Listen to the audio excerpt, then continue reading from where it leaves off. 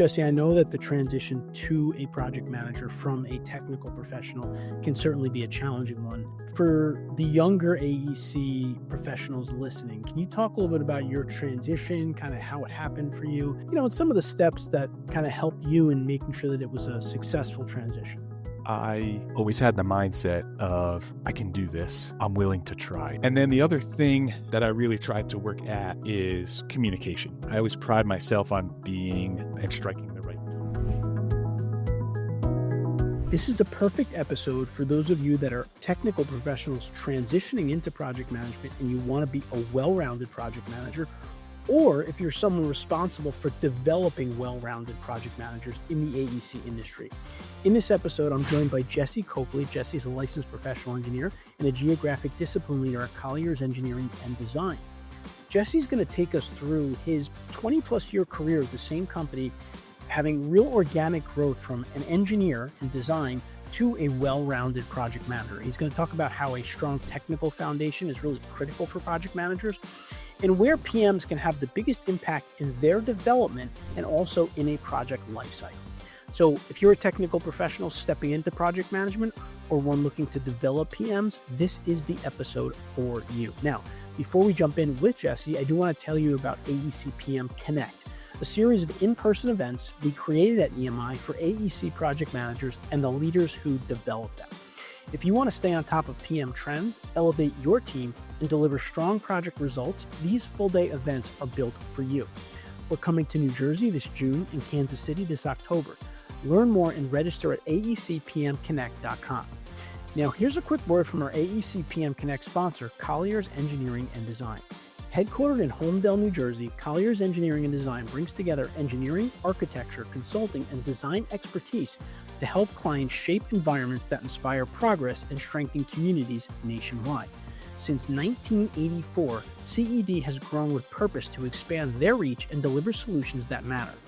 By listening first and working collaboratively, CED aligns with client goals and brings both creativity and technical excellence to every project, turning vision into impact.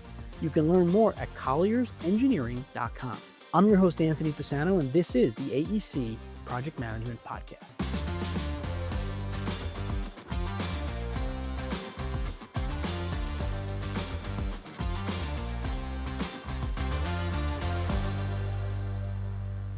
Jesse, welcome to the AEC PM Podcast. Good to see you, Anthony. Yeah, great to see you. Jesse and I had the chance to work together, actually doing some engineering projects a while ago, so that was fun. But Jesse, to start us off here, maybe you can give our audience a little bit of a description of what you do at Colliers Engineering Design and kind of your career trajectory from beginning to how you became a project manager. Sure. So I started here at Colliers Engineering Design, formerly Maser Consulting, as a design engineer almost 21 years ago, fresh off of graduation from Manhattan College. I was hired in our site civil group, doing a lot of land development projects in Lower Hudson Valley, New York, and I got to work with and meet a ton of great engineers. You alluded to, our former experience together. I count you as one of those along the way, Anthony, and that exposed me to a lot of different management styles, different projects, different clients, all ranging different markets, single family residential subdivisions, multifamily projects, industrial warehouses, retail, commercial projects, and even on the government side, doing municipal projects, road improvements, sidewalks, streetscapes, inspection jobs.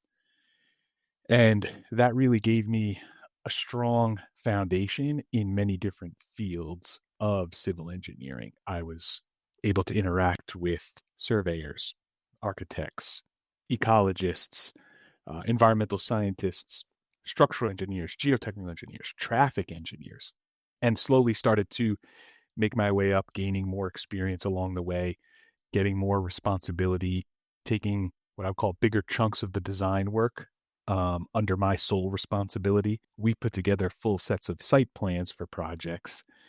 And I think there are two types of engineers that work on projects like this, or firms that employ different types of methodologies when preparing the full set of site plans.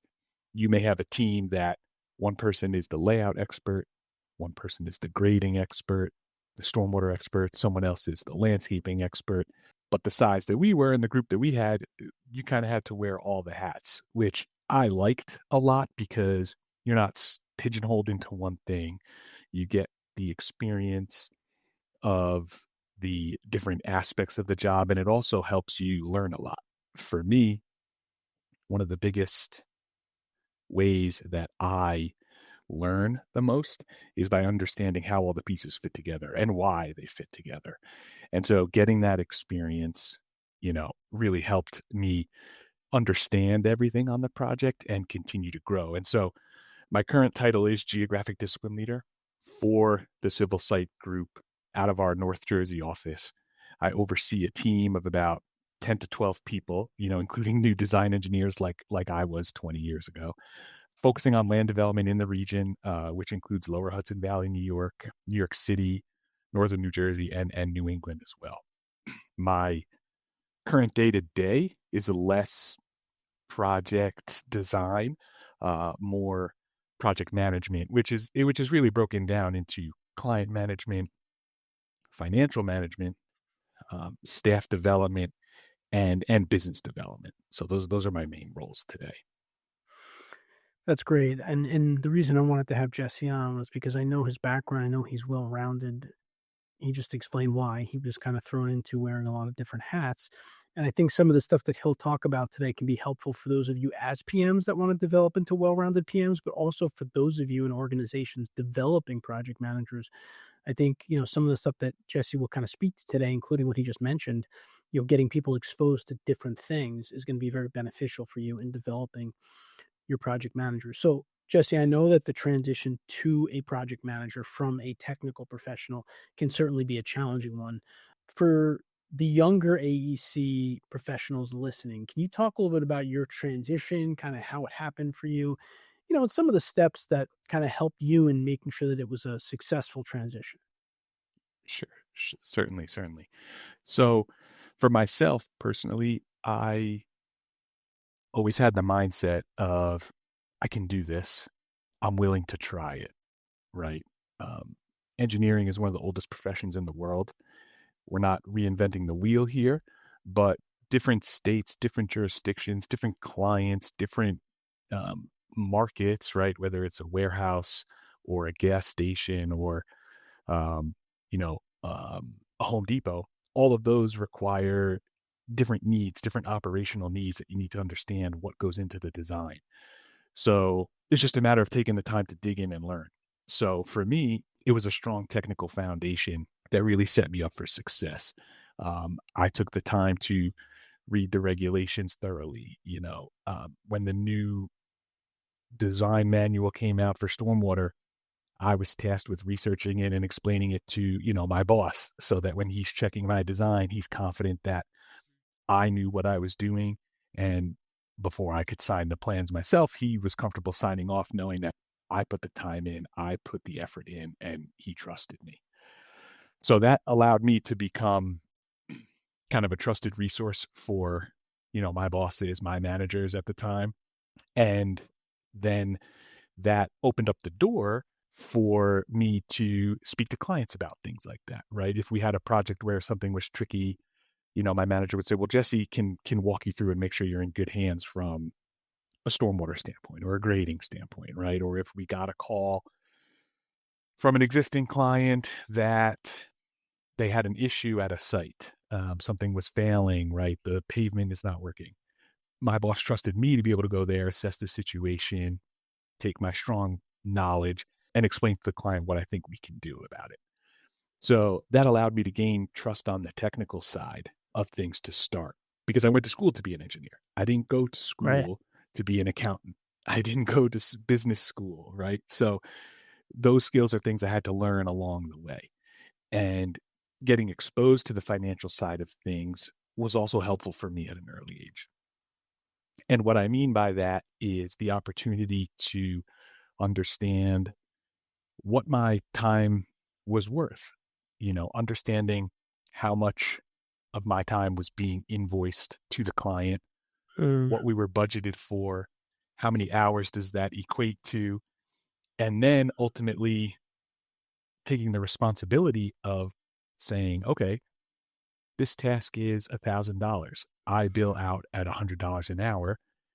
I have 10 hours to do this task. Well, not really, right? right, My right. boss has to look at it. It's going to go to the client or the town, and they're probably going to have something to say about it. So I really need to be better than 10 hours.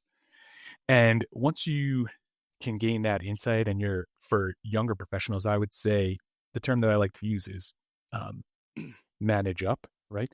Ask your supervisors for that opportunity, right? Mm, Ask to look at the proposal if they're not sharing that with you. Ask to see the pre-bill, right? Assess how you did. You should be tracking your own time with things like that when you start entering into that mindset of, okay, what does this mean to be a project manager and a financial manager? That's really the health of the job and the business side of things. And then the other thing that I really tried to work at is communication. I always pride myself on being, or I should say, finding the right word, mm, and striking the right tone with my communication. Again, went to school to be an engineer, did not go to school to be a writer. right. So there's a lot to learn there. And there's a lot of nuance in not only what you say, but how you say it and understanding who you're saying it to. Those are lessons I learned early on. I have had clients call me and say, who are you talking to here? Like, I'm the one making this decision. I will tell you if I want it one way or another, right? And that put it into perspective for me as I need to be the trusted advisor. They need to know that I know what I'm talking about. And what I'm telling them is either my professional opinion or providing options for them with all of the information available to them so they can make the decision they need to make. That also goes for your reports that we write, understanding who's receiving them, reviewing them, and letters. A lot of our job, at least in the private side of things, involves responding to comments from reviewing agencies and towns, and then appearing before the public and the board. And so at the same at first glance, we have to be technically correct. We must meet the regulation. We must meet good engineering practices. As a PE, that's that's a requirement. That's an expectation. Yep. But if you go to a public meeting and I start talking about Manning's equation and all of these different, calculus driven formulas and theories, people's eyes are going to glaze over and I'm going to lose potential support. I'm going to lose attention. And really, I'm trying to get their support and their attention. So being able to understand your audience, tailor your message accordingly is also something that I learned along the way. And it takes time, it takes effort, right? I've had many people also tell me emails are too long sometimes, right? If they have to actually like scroll down on the email, it's Right. too long. They're not reading the second half of that email. So, things like that you learn along the way how to cut down, get concise, get to the point, still convey the adequate amount of information, and then, successfully get your point across. Strong project outcomes need skilled managers and competent leaders. EMI's corporate training delivers expert-led courses in project management and people leadership, plus industry-recognized certification and exclusive premium content to take your team even further. Elevate your team's leadership capabilities today. Visit engineeringmanagementinstitute.org and click on corporate training. Yeah, it's interesting because kind of what I think about when you talk through some of that stuff is kind of reminds me of Karate Kid, where it's like Miyagi's like paint the fence, wash the car, sand the floor, and you're sitting there like read the specs, right? Read the guidelines, come to the meeting and watch me, stay at this meeting at midnight and watch me present to the board. And you're sitting there like, what, this is so boring. And then all of a sudden one day you're a project manager and you're like, holy cow, I know how to do all this stuff, right? Because of all the stuff Yeah. that I was doing. And so I think that's a good really lesson for people is that if you are a PM, you're going to have to do some things early on that, are maybe a little bit boring, quite frankly. They might be a little bit dry, but they're going to be teaching you the different aspects of project management. And if you're developing PMs, you're going to want people to do the work and want them to observe you and want them to do some shadowing, some mentoring, right? And that's ultimately going to fare really well for them once they get to the PM level and the responsibilities literally fall on their lap squarely. And of course, they'll still have to learn some as they go, but at least they'll have observed, have done some stuff previously, which I think is important in terms of, setting people up for success, which I know is a big part of this. So, Jesse, being an AEC project manager can be a lot easier when you have a strong technical foundation, which you did reference there. Can you talk a little bit about the importance of this and how your technical background has really helped you in that transition? Like, how does it come out for you? Yeah, it's a great point, and I mentioned it earlier, but for me, the technical foundation was critical and really like the springboard to my, future success, where I went from one of the design engineers on a team to leading a team, of a dozen people that do that and oversees projects and developments in, 6 or 7 states. It really gave me the confidence to speak with my managers, clients, reviewing agencies and towns, and demonstrated to them that I was knowledgeable and trustful, right? When I know what I'm talking about, I feel confident and people can sense that, right? When I think in general, verbal communication, in-person communication, body language tells a lot of cues, right? And when someone is confident, they're looking straight forward, they're not slumped over, they're projecting, and they know the word that they want to say, and they're not using crutch words, right? You're not saying, I don't know, like you avoid those ticks, we'll call them. So for me, when someone asks me a question of something I know and I know the answer, I'm going to say it right away. If I don't, that's when I start to backpedal and can get myself in trouble. So having that technical foundation, when my manager would be sitting there in a meeting, we're sitting across from a reviewing engineer and they say, why did you do it this way? And my manager can turn to me and I can definitively answer the question. And the reviewing engineer says, oh, okay, that makes sense. Then my manager looks good. I look good.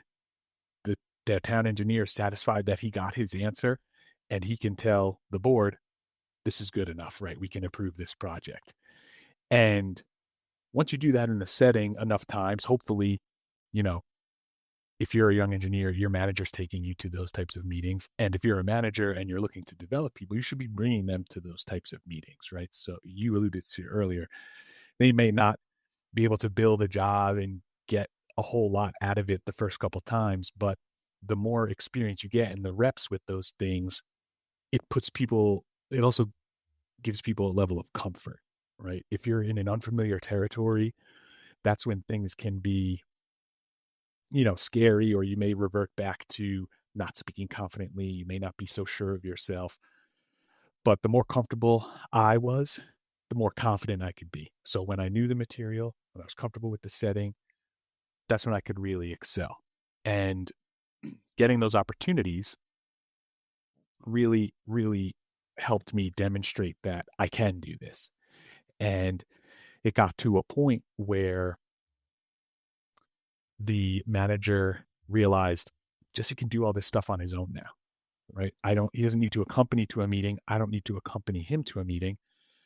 I trust him to address all the technical comments, and the client trusts him. So I don't need to be there.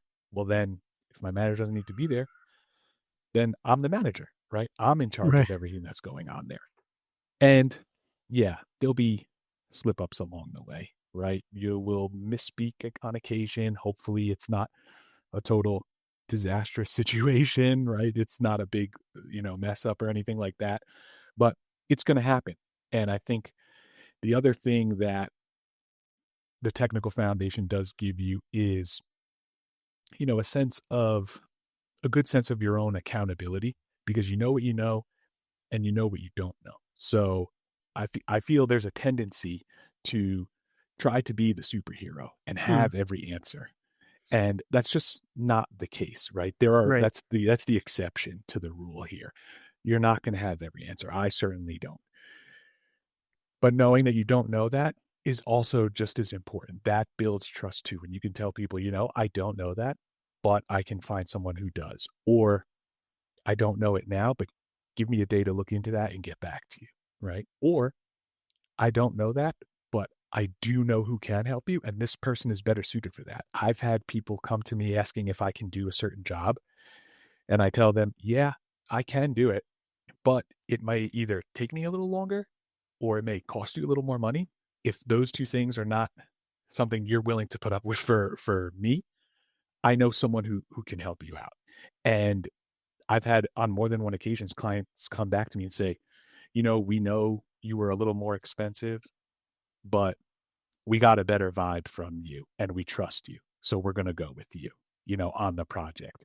So that type of credibility is what you try to establish with clients, with managers, with your staff if you're managing people, right? Be honest. What you know is important. Speaking confidently and comfortably about those things is the best way for me to demonstrate, value as a project manager because it goes into I've mastered all of the technical side of things. I can add these other tools with the continued exposure, the financial management, the business development side, the staff development. Those are skills that you're going to need to develop as a project manager as you go. But the technical foundation was really the start of it all. Once I knew that and was solid in that, I could almost set it and forget it, right? To use an old term, an old catchphrase. That was what I built everything off of. Right. Now I could focus a little bit more time on getting these other areas up to where they need to be. Yeah, that's great. So, a couple things I'll say there. One is for those of you that, we're talking about like going to a meeting, let's say, and observing a meeting. Even if your company's not asking you to do it, you can ask them. I mean, I remember doing that myself, right? You could just volunteer to go. You're not going to get paid probably, but you're learning and it's invaluable and it's probably going to pay off in the long term. So those are some things you could be proactive about. And I really liked what Jesse said about, being confident when you speak to someone, right? And the technical foundation can obviously build that confidence for you or create that confidence for you. I mean, it's like, you go to a restaurant, you ask the waiter, like, hey, I'm thinking about getting this meal. What do you think? And they're like, I have no idea.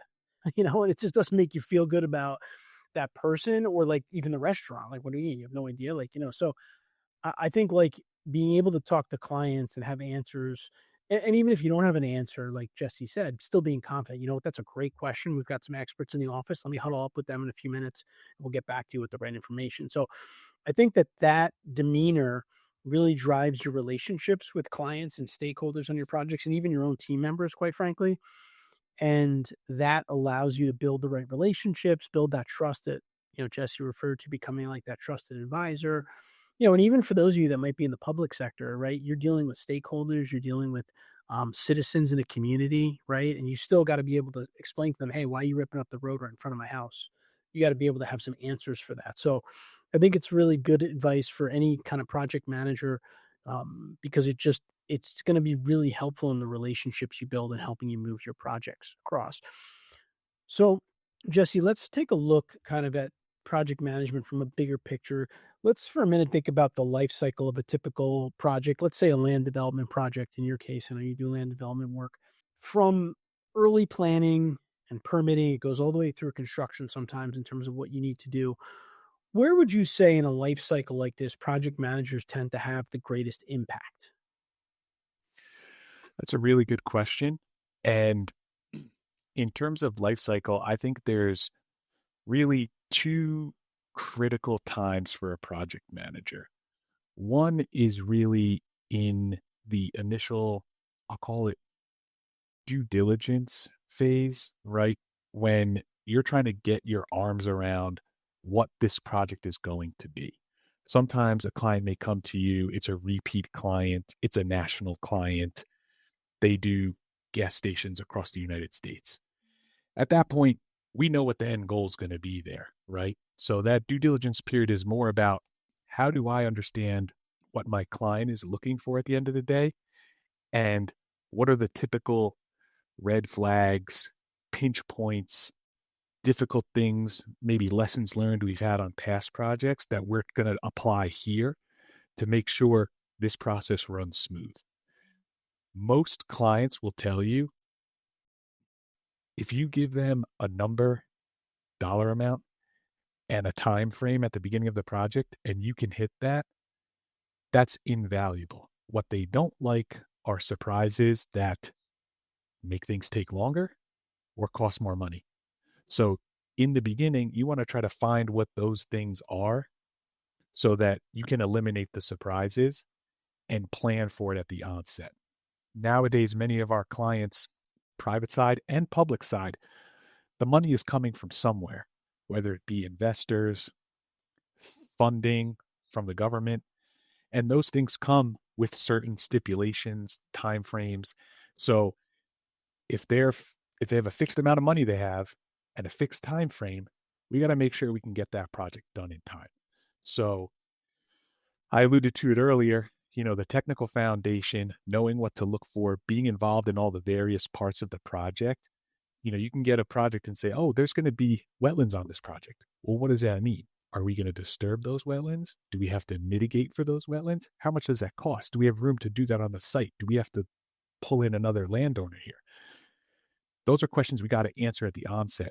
And a project manager, one of the analogies people like to use is it's really like a quarterback, right?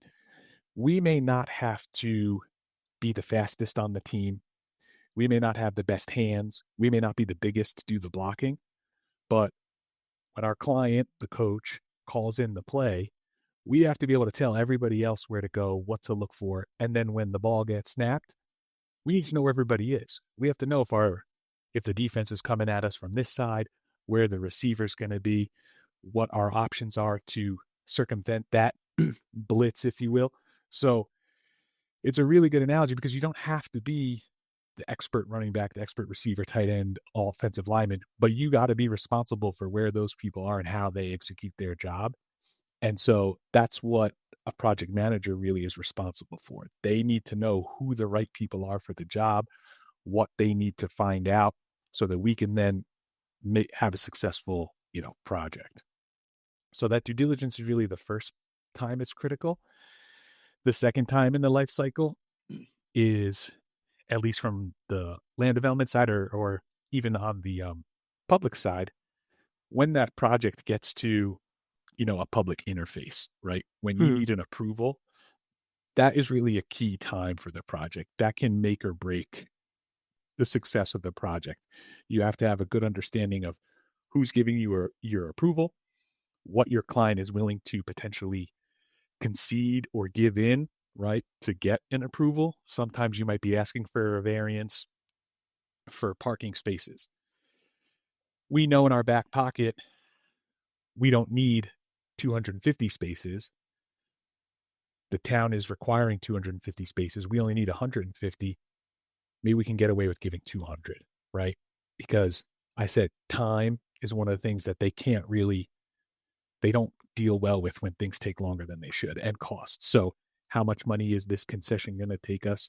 If I can get it through in one meeting and we can get into construction sooner, that's a win for us. So that's really the second key spot for most projects, is when the project, like, quote unquote, I'm going to say, goes public. You got to be prepared, because that's the first time that a lot of times that's the first time the public's going to be hearing about it, and they're going to have questions. And a lot of times what we do are projects that I feel are beneficial for the community. Sure. But some people don't want things in their backyard. And so it can be a very, emotional discussion for some of these people that live in the community, right? If something's changing in their town or their backyard that they've been living in and maybe their parents lived in, it goes back to having a strong technical foundation and speaking confidently, right? They're going to ask the question, is your project going to create an issue for my property. Right. And you have to be able to sit there and tell them, no, it's not. And you need to be sure. And when you can do that and they say, okay, or when you have people at the town who can vouch for the plans and the fact that they do meet the code and, Mr. Cokeley knows what he's talking about, that goes a long way. That goes a long way and is a critical time for the project.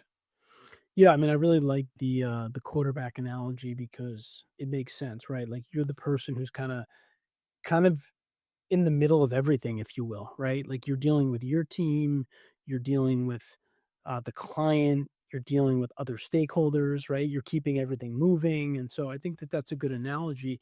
And that really is your area, how you impact the project. You keep the project moving. You make sure to balance all the different things that are going on.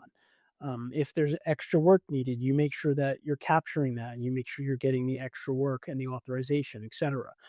If there's extra time needed, right, you have to pull in the client and say, hey, the permit's taking longer than we expected. Let's talk about why. And you got to talk to the agency, you talk to the client. So really you are the quarterback and you're really responsible for kind of keeping the project moving. And that in itself is a big part of project management. I think that's where you could drive a lot of value. And then the second point you made is when it's public facing, because again, you're like the face of the project for your company, right? You're the project manager. So you have to be involved in that aspect of it. So those are some important areas. So another thing that I wanted to talk to you about, which I know is a big one for project managers, which is this idea of dealing with multiple disciplines, right? Whether it's civil design, permitting coordination, construction support, right? I know, you work obviously at CED, which is multidiscipline. That's where I worked when I was doing engineering, is multidiscipline. And to me, it's like kind of a whole nother animal because not only are you managing the project and the client and the stakeholders, but you also kind of have clients internally, right? Because you got to deal with getting the information from the geotech, from the structural, from the survey team. So maybe you could just talk a little bit about, how you can keep teams coordinated effectively when you're dealing with all of these different parties. Yeah, it is a great question and something that I think everybody deals with, right? Fortunately, here at Colliers, we are a multidiscipline firm in-house. We can almost do everything in-house. And that gives us a huge advantage with our clients because they only have to call me. And then I got to wrangle up everybody else on my team, right? So we will often have a series of meetings through the life cycle of a project. We call them kickoff, milestone, and post-production meetings. Kickoff is at the beginning. Everyone's in there. We go over the proposal, who's responsible for what the schedule is, how much time everybody has to do it from a budget standpoint, and who else needs to be involved, right? What other stakeholders? Do we have to get the architectural footprint before we start grading the site? Do we have the client's, standards for their specs, right? For all these different site features. Do we need to get a wetlands inspection done? Has the survey been done? Has geotech been done? Do they know how many borings they're supposed to do? Did we look at the stormwater and decide what depth we want the tests to be done to, right? We try to hash all of those things out at the kickoff meeting. And then we'll set the stage for some milestone meetings along the way at critical points during the design process, right? Are we looking at a cut site? Are we looking at a fill site? Do we need a pump station? Do we need additional screening for this landscaping? Are we going with a fence? Do we have retaining walls? You look at those things along the way with your team, and then you involve the other disciplines as needed, right? Oh, we actually changed the number of parking spaces. We got to make sure the traffic group is aware so that they can update their traffic study. And then the last one is a post-production meeting. Usually that's after we've made a submission. Yep. And we like to call it a gloves off meeting. There's no titles. You come in, everybody gives the project a grade and from their perspective. And you'd be surprised at how the different team members might have a different grade, right? Yeah. The project manager might say, hey, we came in under budget. The project got delivered on time. I didn't notice any QA/QC issues when I reviewed the plans. I'm giving this thing an A. The design engineer might say, yeah, that was great, but we got the footprint from the architect 2 days late. So I had to spend Right. 24 hours straight getting the layout plan updated. So I'm giving this thing a D, right? Right. And Right. then the person who's making the submission says, I'm giving it a C. I got the plans done, but then I was waiting for the traffic group because they had to update their study. So then I was printing and I had to rush it to UPS to get it out the door by 6 p.m. And so those meetings are a good way at that post-production time, I should say. You'll take those lessons learned, hopefully, into the next kickoff meeting for the next project. And you try to involve as many of the other disciplines as you can. Yeah. The one thing I will say is, in this day and age, I think people have gotten overly reliant on all the various ways that we can communicate. Email is a fabulous tool for documentation, but it's not always the most efficient way to quickly convey ideas.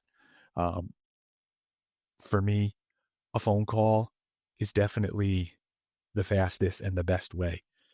You don't lose things to interpretation when it's just written out, and you can get confirmation or buy-in from the other party while you're on the phone. Say, hey, just so you know, we're changing this parking layout, right? So I'm going to be changing the parking spaces, and it's going to change your traffic report. We'll send it to you by the end of the day. Are you going to be able to have your report turned around in 2 days? They can say, yes, thanks for giving me the heads up. I'll clear the schedule now. The phone call is still invaluable, in my opinion, and it would be everyone would be well served to stay comfortable, communicating in that space. Yeah, that's great. And I think that you do have to pick the right mode of communication, right? Sometimes it's a phone call, sometimes it's an email, sometimes it's a message, whatever the case may be. I think that's a big piece of project management. But I also think, going back to the multidiscipline thing, I think it can be a blessing and a curse at the same time. I mean, listen, it's awesome to have everything under one roof because you have all the resources you need to be that trusted advisor. We can get this project done for you. But I also think sometimes project managers can underestimate the fact that there's still a lot of coordination that needs to be done, right? And you kind of almost sometimes have to treat some of these other disciplines as like a subcontractor, in a sense that if your geotech department's in another office, right, you got to reach out to them. You don't know what their schedule is, right? So I think it's great. And I think it's a great business development perk for project managers to be able to say, hey, we could do everything. We could survey the property and so on and so forth.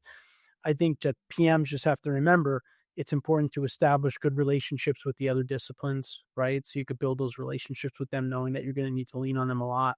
And, there's lead times involved. Like, they have a lot of projects too. They're busy too. They're not just sitting there waiting for, Jesse to call up and say, hey, we need a survey. We need a geotech report. So I think it's a great toolbox to have, if you will. You just have to make sure that you're getting ahead of things, communicating, and really, this speaks to public and private sector, because we do PM training work with private clients and public sector.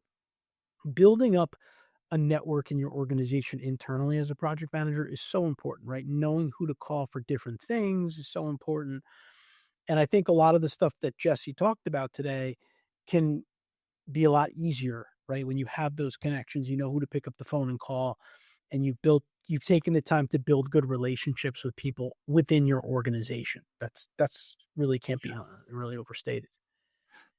2 things I'll add to that. Our division director, Ron Lazat, was one of my first project managers, and one of the lessons he taught me was, you're now the project manager. The client is calling you for the update. If you don't have an answer, you failed. So Right. even though it might have been another in-house discipline that is slow, lacking, the client, you can't throw them under the bus with the client. You're the face, you're the one responsible. That's what being a project manager is, right? It's your responsibility. If they failed, you failed. So you can hash it out behind the scenes after the fact, right? In one of those post-production meetings. Right. But as far as the client's concerned, it's you as the project manager. And you make a second great point there about developing that network within the company, or if you have other disciplines right outside the company. Developing a relationship beyond the workplace goes so far in building those relationships. I communicate with project managers from the survey team, the traffic team, the wetlands team outside of work. my wife will see me texting with some of them on the weekend. She's like, "Are you working right now?" I said, "No, this person is my friend." Right. And we've developed that relationship over the years. And when I do need to call on them for, something Right. urgent, they're more likely to do that and vice versa. I'm going to be there for them. Right. Of We've course. developed Yeah. that network beyond just reliability in the workplace. So if your company does have extracurricular activities, you know, office events, that's where you can further build those relationships. And we are in a relationship business, right? That's Yeah. one thing that, again, went to school to be an engineer. Maybe some of those soft skills were not your strong suit, but the technical foundation helped me get comfortable with myself as an engineer and then build on those other things. And I've been able to develop those relationships with towns, clients, my peers, professionals from other firms. And that's what's, really been successful for me over the years. All right. So, last question I got for you. When you look at projects that run mostly smoothly, what would you say are some of the habits, the practices, the reason that you know those projects are successful as opposed to other projects? Like, what are the real success drivers for you on really great projects that you see? Another good question. And the answer is probably buried in one of my other answers, but it is the upfront communication, right? As soon as something is happening, as the project manager, you have to be aware of who should be informed of this, when do they need to know, and why do they need to know it, right? Not every little design consideration has to be floated by the client, right? But over time, you're going to understand, mm, this is really something that is going to have an impact on the cost of the project that's pretty significant. I'm going to need the client to weigh in on this before I move forward. Or, mm, this thing that I'm doing right now is probably going to impact the architecture group, right? Mm. The building. Am I going to can I bring my utility service in here or do I have to run it around the back of the building? Where's their utility room? Those types of things where you make decisions in a box that really affect things outside the box, you need to identify those things in a timely manner and make sure the key people are aware and the people that can make the decisions are the ones making the decisions. You don't want to be the engineer that is making big cost decisions on the project, right? The client is going to come back and say, why did we do a cast in place retaining wall here? Right. Right? We should have done a modular block wall. Well, I did it because I needed the extra 2 feet. Okay, well, did we think about just shifting everything over 2 feet and then we can go with a modular block wall?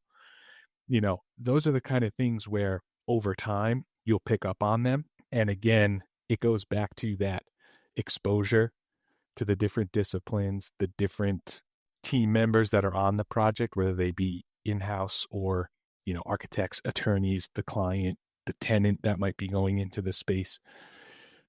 We do a lot of work with childcare facilities, and now having two small kids of my own, I understand why they want things a certain way when they lay out their sites, where the playground is located. The pick up and drop off spaces have to be connected to the sidewalk, right? You don't want parents walking across the street Right. to drop their kids off every morning. So, some of that stuff you think about now, it's like, well, that's common sense, right? But Mhm. until you start doing it, there's a reason behind all of the things. I said it earlier. We're not reinventing the wheel here. Engineering's been around a long time. The regulations are in place because they're based off of some piece of design information that people agreed this should be the standard.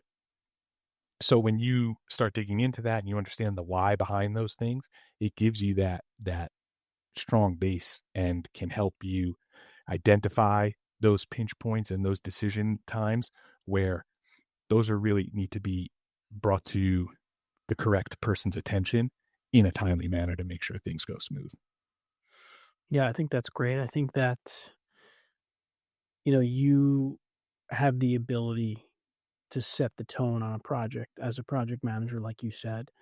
The communication up front is huge.